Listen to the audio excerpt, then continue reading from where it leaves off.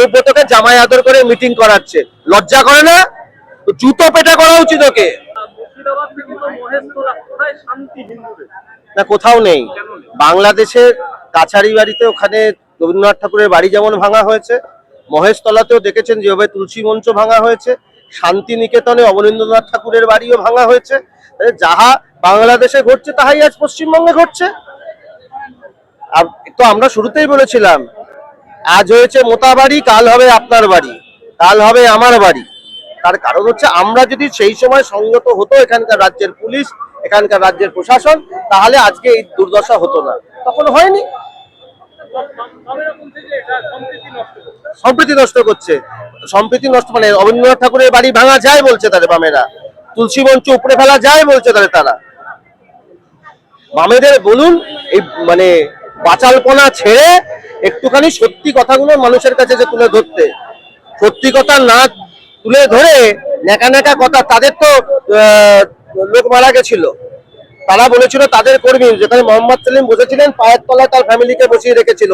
আমাদের নেতৃত্ব হলে বা সাধারণ বুদ্ধি সম্পন্ন মানুষ হলে কেউ পায়ের কাছে শহীদ পরিবারকে বসিয়ে রাখতো না।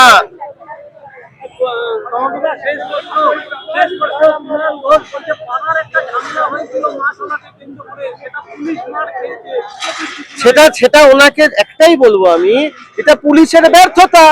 পুলিশকে জিজ্ঞেস করতে বলুন যে পুলিশ সামলাতে পারলো না কেন।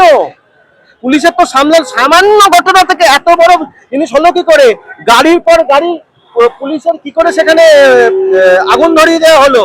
তাহলে সামান্য ঘটনা যদি আজকে পশ্চিমবঙ্গ পুলিশ এবং কলকাতা পুলিশ সামলাতে না পারে, বড় ঘটনা সামলাবে কিভাবে? তাহলে সামান্য থেকেই তো বড় হলো। সামান্যটা যদি থামিয়ে দেওয়া যেত তাহলে হয়তো হতো না। তারা হয়নি কেন জানেন? ওই অনুব্রতের মতো যারা রয়েছে তারা যখন আগে বলেছিল বোম মারুন পুলিশের গাড়িতে, আমি বলছি তখন যদি তাকে অ্যারেস্ট করতো তাহলে হতো না। আজকে তার এত বাড়ন্ত যে একটা জেল খাটা আসামি চোর, সে দাঁড়িয়ে ওখানকার আইসি কে বলছে যে তার মা, তার মাতৃদেবী, তার স্ত্রী সবাইকে নিয়ে কুৎসিত ভাষায় অশ্লীল কথাবার্তা বলছে, তার বিরুদ্ধে কিছু ব্যবস্থা নেওয়া হলো না অনুব্রতর মধ্যে। আজকে তো ওই কি বোধহয় মিটিং রয়েছে আজকে কালীঘাটে না কোথায় রয়েছে, সেখানে দেখুন অনুব্রতকে জামাই আদর করে মিটিং করাচ্ছে, লজ্জা করে না? তো জুতো পেটা করা উচিত ওকে। পুলিশের ব্যর্থতা রয়েছে, ইন্টেলিজেন্স ফেলিওর রয়েছে এবং রাজ্য সরকারের সম্পূর্ণ ব্যর্থতা। দিনের পর দিন ঘটনা ঘটছে এবং ঘটনা ঘটার পরও তারা দেখতে না পেয়ে সব ভালো আছে জগতের তারা রয়েছে।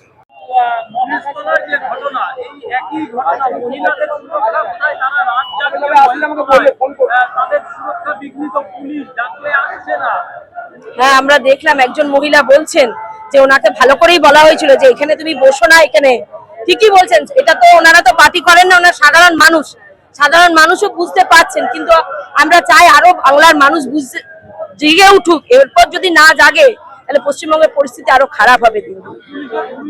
সত্যি পুলিশের ভূমিকা সক্রিয় নয়। যখন আমরা বিরোধীরা রাস্তায় নামি তখন তারা সক্রিয় হয়, ওদের বেলায় লুঙ্গিদের দেখলে তারা সক্রিয় হয় না। এটা কথাটা ঠিকই বলছে। সাধারণ মানুষ ভোটের মাধ্যমে 26-এ নিশ্চয়ই এর জবাব দেবে, এই আশা রাখি আমি। দেখুন সেটাই দেখুন, সেই বেলায় তারা নিষ্ক্রিয়, তাদের হাত বাঁধা। নিশ্চয়ই এখানে আমাদের পুলিশ মন্ত্রী মমতা ব্যানার্জি কি দেখতে পাচ্ছেন না যে? হ্যাঁ, সেটাই তো বলছি, তার স্টেটমেন্ট দেবেন না তো। ওনাদের বেলায় কোনো স্টেটমেন্ট থাকবে না, আমাদের বেলায় স্টেটমেন্ট থাকবে। আমরা কিছু করলেই স্টেটমেন্ট। লুঙ্গি বাহিনীর জন্য কোনো স্টেটমেন্ট থাকে না এখানে পশ্চিমবঙ্গ, সোজা কথা। ওটা একটা আইওয়াস, ওইটা একটা আইওয়াস। আমরা দিনের আলোতে দেখতে পেয়েছি কিভাবে আমাদের সনাতনী হিন্দুদের তুলসী গাছকে ভাঙা হচ্ছে এই জিনিসটা। হ্যাঁ, আমরা দেখতে পাচ্ছি। ওটা একটা আইওয়াস করতে হয়, তাই করছেন।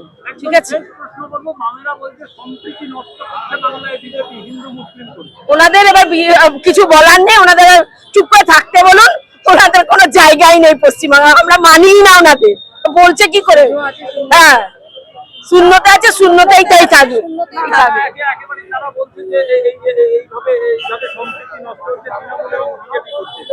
হ্যাঁ, এটা তো ওরা বলবে, কারণ ওদের তো কোনো জায়গায়, ওদেরকে মানুষ মানছেই না।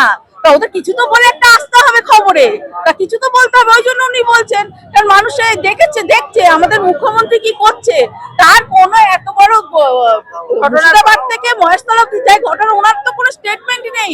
উনি দেন যখন পুরো শান্তি হয়ে যায়, জায়গাটা পুরো ইয়ে হয়ে যায়, তখন উনি গিয়ে কথা বলেন, তখন উনি গিয়ে মিটিং করেন। কিন্তু যখন জলে, তখন ওনার কোনো জলের ওপরে কোনো জল ঢালার কোনো ওনার অভিপ্রায় থাকে না। উনি জ্বলতে দিতে ভালোবাসেন, উনি নেভাতে ভালোবাসেন না কোনো জিনিস। আর বিশেষ করে যারা করেছেন তাদের এগেইনস্টে তো উনি কোনোদিনই মুখ খুলবেন না। কোনো পরিবর্তনই হবে না, মানুষ জানে যে কি করতে হবে। এখন মানুষ বিশেষ করে সনাতনীরা ভীষণ ভাবে জেগে গেছে। আর ওরা যারা বিজেপি কি করছে, রাস্তায় বিজেপি নামছে, আর তাদের যদি সনাতনীকে প্রতিষ্ঠিত করতে হয় পশ্চিমবঙ্গে বিজেপি পারবে, এছাড়া কোনো দল পারবে না।